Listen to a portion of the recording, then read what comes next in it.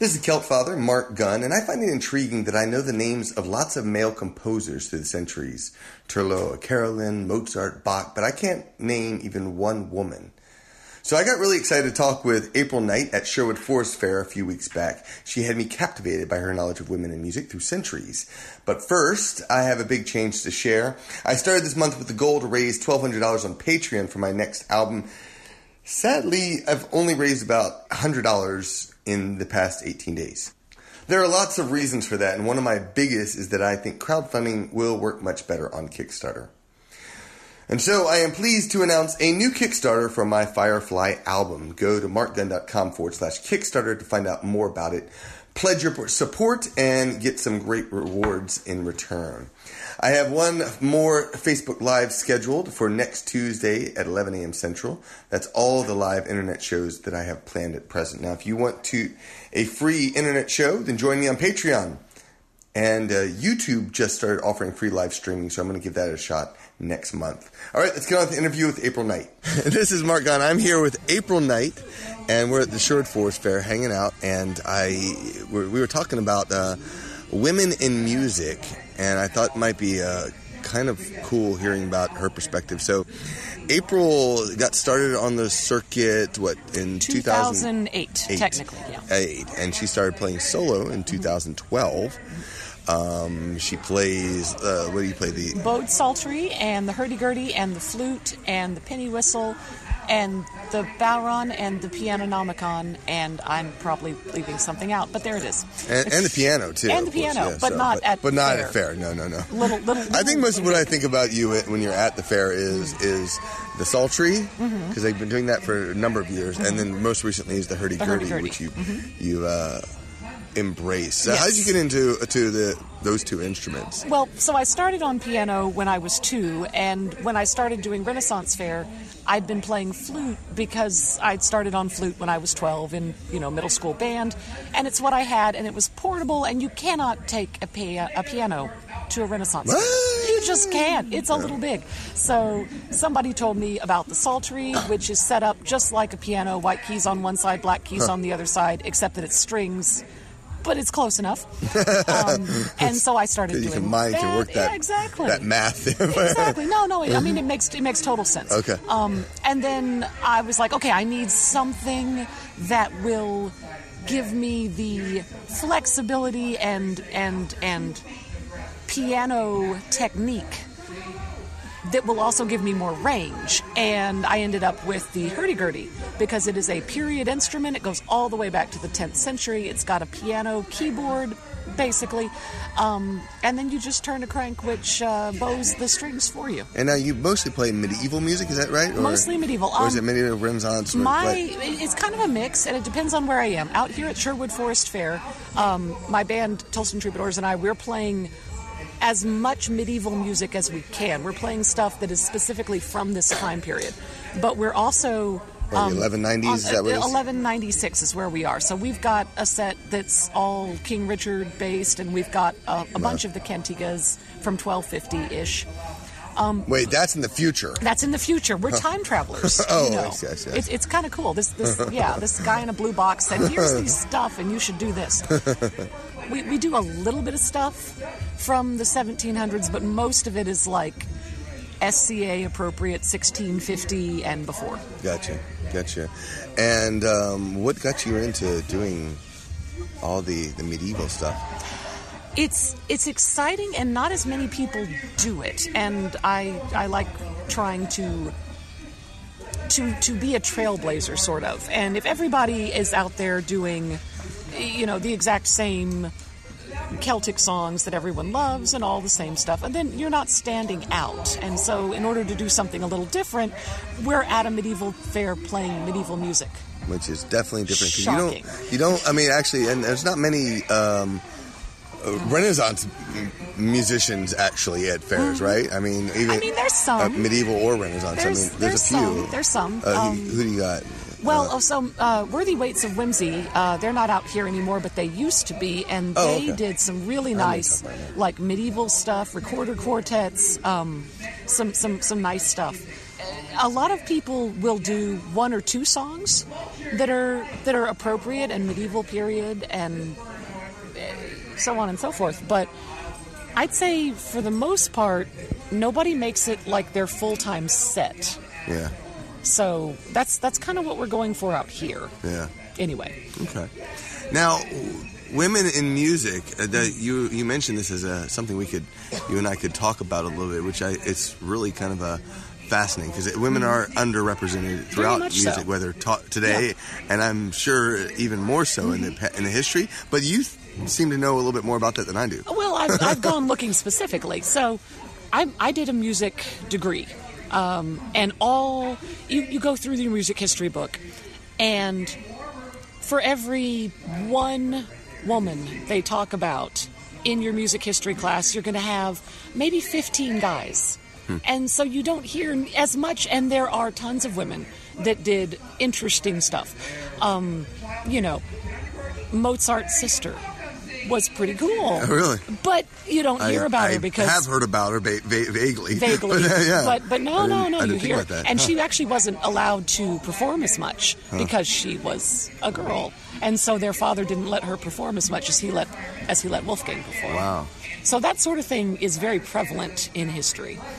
It's really interesting to do the research on all of these women musicians and women composers throughout history, and to try and bring that to the forefront, so that more people can hear about them and they won't continue to be lost to history. Well, tell me about some of the ones some of your favorite.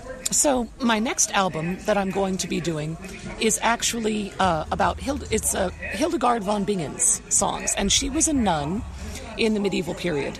And her music is gorgeous. And if you hear it, you think about Gregorian chant, but it's more edgy than Gregorian chant. At the time, it's actually she says she wrote what God told her to write. What God told her to write. It was just straight from divine provenance to her fingers, I guess.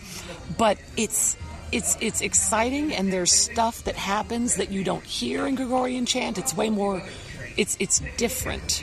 And so I really want to focus on her as a medieval woman composer. And then after that, I'm going to do a CD that focuses on the Troubadours, which were the female troubadours of the medieval Yeah, I have not period. heard of the Troubadours The Troubadours they're awesome. There's several, not as many songs as we'd like, but there's a few, So I want to go and focus on those. And also the Cantigas not de Santa Maria, that's the other ones. The Cantigas de Amigo, which are the songs of my boyfriend. And some of those were written by men, but they're all from the woman's perspective, from the woman's point of view. And your friend Jamie Hauser actually sings one of those. Yeah. And it's I will wait in the warm waters while my boyfriend is away and relax on the beach, basically. Wow, that's awesome. Okay, so Apryl and I talk a lot about some promotional stuff, trying to make it, how to make a living as musicians. We're both struggling musicians trying to find our way in the world. But I find it fascinating. Just for your personal benefit here, as you describe these two little themes, I'm like, whoa, those sound so awesome. I want to hear those albums now. So are they done yet? No. Okay, you got to work on that. We're getting there. Pardon my allergy-laden throat. The trees are having fun with me. The Tolston Troubadours are this close. Imagine me making little itty-bitty tiny little space between my fingers. This close to finishing our next album. And once that one's done, then I'm launching full scale into the Hildegard von Bingen album. Okay, very cool. Are you going to put any of those songs on your Patreon page? Oh, absolutely. And YouTube channel. Apryl has launched a YouTube. What are you doing? A thing a week? Thing a week. Thanks to Jonathan Colton for the idea for this. I've been trying to be more creative lately, and also figure out what else I can do at home instead of having to travel and being away from my friends and loved ones. So I got the idea to do a musical thing every week for the entirety of 2017. And I'm posting all of these on my YouTube channel as well as on my Patreon page. Right. And the Patreon people get all the outtakes and the goofiness and the weird things that didn't work. And you're going to have some of these Truberettes. The Truberettes. And the Truberettes. I will. What is the first one again? The Truberettes and the Cantiga de Amigo, the songs of my boyfriend. Oh, no, the one before that. And the Hildegard von Bingen. Hildegard von Bingen. Okay. Because that sounds cool. I'm going to be putting all the rehearsal sessions on the Patreon page for sure. Oh, very cool. Yeah. People can watch me learn. And that's what is the Patreon page? That's it's April Night? patreon.com/APRYL_KNIGHT, I think. I think. Why'd you put that at the end? Sorry. No. That's part of the URL. No. I'm pretty sure that's how that is unless they've got the stuff rearranged. But if you go to Patreon and do a search for APRYLKNIGHT, April Night, then it should pop up. Now, you are traveling as a soloist and as a group, but as a soloist, and how does that work in your life? How does it function? Do you run into any issues? I really haven't, actually. I used to sleep in my van in truck stop parking lots, and I've never had any problems. My female bandmate Damaris, her mother had told her, "Oh no, you can't travel as a female musician. It's way too dangerous." And now she's a little unhappy because she's wasted some time that she could have been traveling as a female musician. Yeah. I find that it's actually even occasionally more useful. Like, theoretically, I know how to change a tire on my car. Right. I have never had to. Right. Every single time I get a flat tire, there's some very nice male person in a big pickup who stops and changes my tire for me and asks if they can do anything else to help.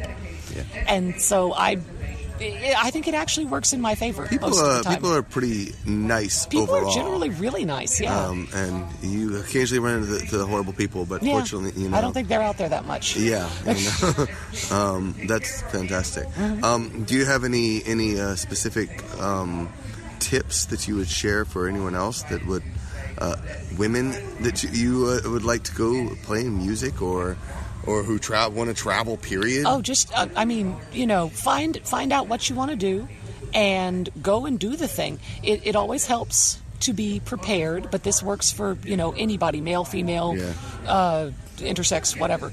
Anybody. You should know how to change your tire. You should know... you should have some backup batteries in case your cell phone dies. You should have some water, whatever. You're set. You're good to go.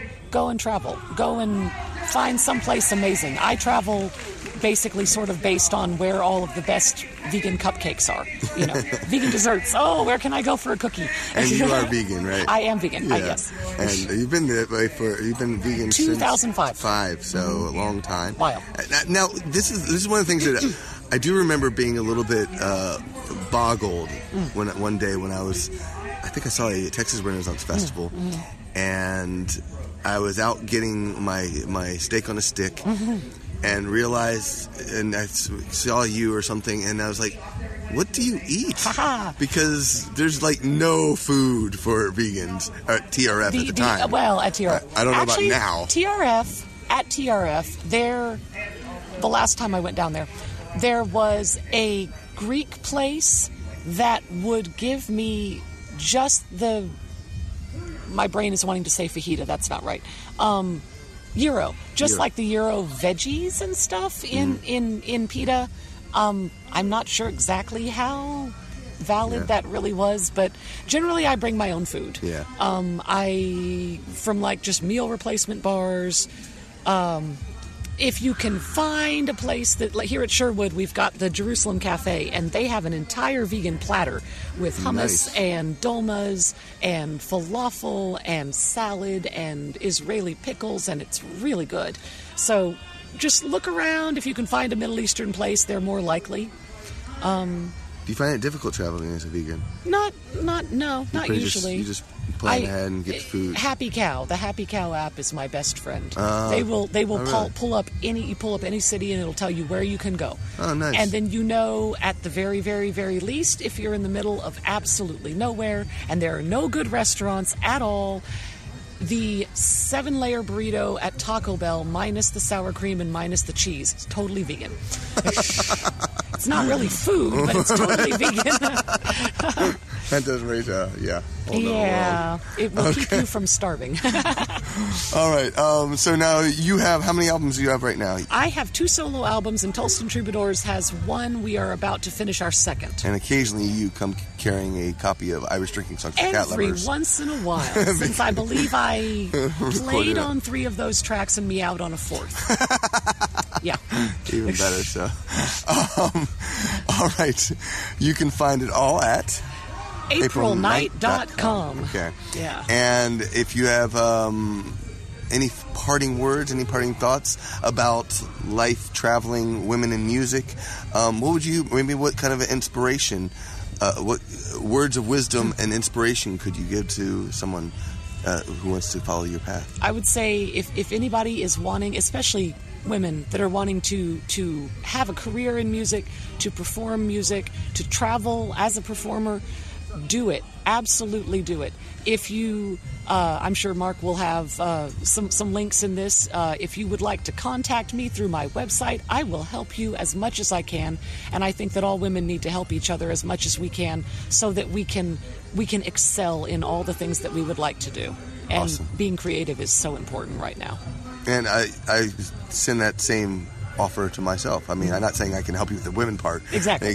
But as far as I agree, there's a severe lack of women in definitely Celtic music, and it's a really interesting challenge, I think, and so it's bold of you to do so. So thank you. Thanks so much. We'll talk to you later. All right.